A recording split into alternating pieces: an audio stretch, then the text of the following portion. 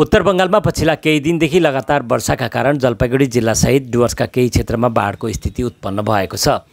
जानकारीका अनुसार जलपाइगुडी अनि धुपगढीका केही क्षेत्र जलमग्न भएको बताइएको छ, जसका कारण यहाँका स्थानीय मानिसहरूले सामुदायिक हल तथा बाढ प्रभावितहरूका लागि बनाइएको आश्रयस्थलहरूमा शरण लिइरहेका छन् भने प्रशासनको माध्यमबाट उनीहरूलाई सहयोग गरिँदै आएको छ। अविरल वर्षाका कारण यस क्षेत्रको स्थिति अत्यन्त खराब बन्दै गएको बताइएको छ।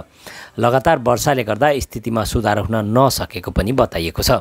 अर्कोतिर मौसम विभागद्वारा दिएको जानकारीका अनुसार दार्जिलिङ, कालेबुङ, जलपाइगुडी, कुचबिहार अनि अलिपुरद्वारमा 12 जुलाईसम्म भारी वर्षा हुने आशंका व्यक्त गरिएको छ।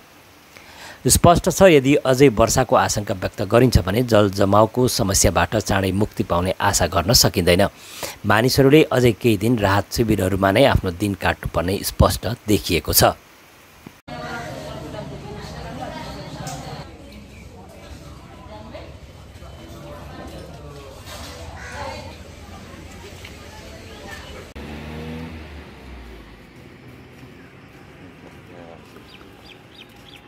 Antara aja kali diskusi apa?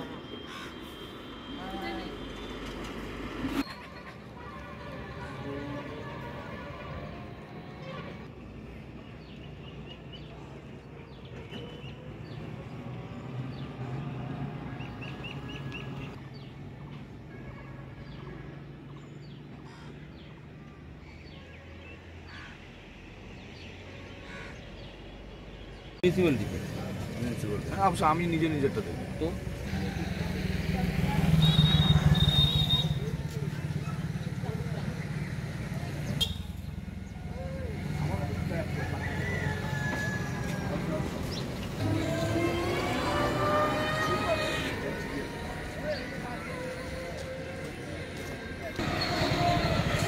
President যে আছে একটা লোক তো ভোটের পরে বানাচ্ছে। দেখ আমার সঙ্গে একটা অ্যাডভাইস দিই, তুই ভোটের কথা বুঝিস না, তুই নতুন সভাপতি হয়েছিস।